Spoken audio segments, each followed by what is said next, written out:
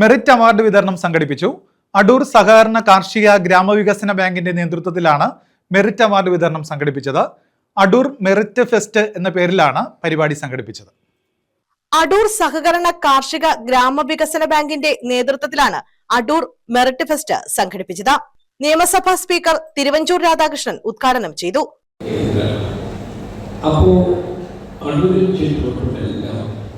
ഈ സാംസ്കാരിക രംഗത്ത് തലയിലുള്ള ആളുകളെ നിറഞ്ഞു നിൽക്കുന്ന സ്ഥലമാണ്. അതിൻ്റെ ഒരംശം അടൂർ നിവാസികളായ മുഴുവൻ ആളുകൾക്ക് കിട്ടും എന്നുള്ളതാണ് എൻ്റെ വിശ്വാസം.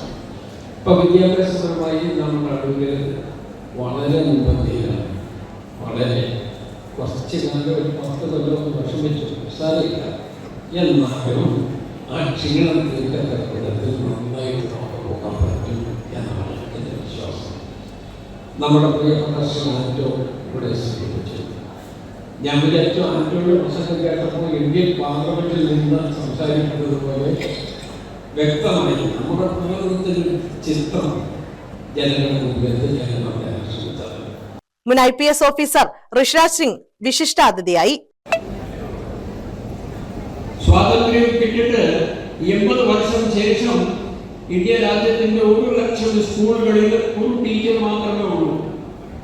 ഓരോ ടീച്ചർ എങ്ങനെയാണ്? നിങ്ങൾ ചിലപ്പോൾ വിചാരിക്കുകയായിരിക്കും കേരളത്തിലില്ല, അതുകൊണ്ടാണ് മൊത്തം ഇന്ത്യയിലല്ല. അല്ല, കേരളത്തിലെ കാര്യങ്ങൾ വേറെയാണ്. ബാക്കി സംസ്ഥാനങ്ങളിലെ സ്ഥിതി ഇനിയും ദയനീയമായി തുടരുന്നു. ഞങ്ങളുടെ നാട്ടിലെ ഒക്കെ ഇന്ത്യ രാജ്യത്തിൽ കേരളം ഒഴിച്ചിട്ട് 1000 പെൺകുട്ടികൾ 1ാമത്തെ ക്ലാസ്സിലെ അഡ്മിഷൻ എടുക്കുകയാണെങ്കിൽ 996 കുട്ടികൾ SSLC പോകുന്നു. മുഖ്യ സന്ദേശം നൽകിയ അദ്ദേഹം കുട്ടികൾക്കുള്ള ചോദ്യത്തിന് മറുപടിയും പറഞ്ഞു. ബാങ്ക് പ്രസിഡന്റ് ഏഴംകുളം അജു അധ്യക്ഷത വഹിച്ചു. വൈസ് പ്രസിഡന്റ് വാഴുവേലിൽ രാധാകൃഷ്ണൻ സ്വാഗതം പറഞ്ഞു. Anto Antony MP, advocate CB Santhakumar MLA, ജനപ്രതിനിധികൾ, രാഷ്ട്രീയ പ്രവർത്തകർ തുടങ്ങിയവർ പങ്കെടുത്തു.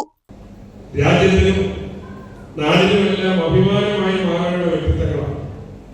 നിങ്ങളുടെ ഉള്ളിൽ ഒരു സ്പാർക്ക് ഞങ്ങൾ നേടിയ ഈ വിജയത്തിന് ഞങ്ങളോടൊപ്പം ഈ നാടുണ്ട്.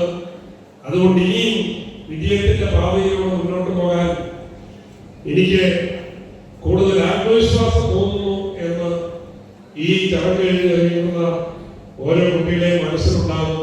അതാണ് ഈ ചടങ്ങ് ഇവിടെ ലക്ഷ്യമിടുന്നത്. സാധാരണമായ വിശ്വാസം മുഴുവൻ തകർത്തു.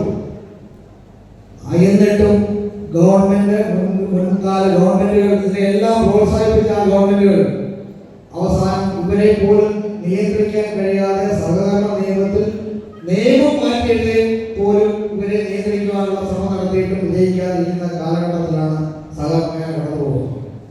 News bureau, Adoor.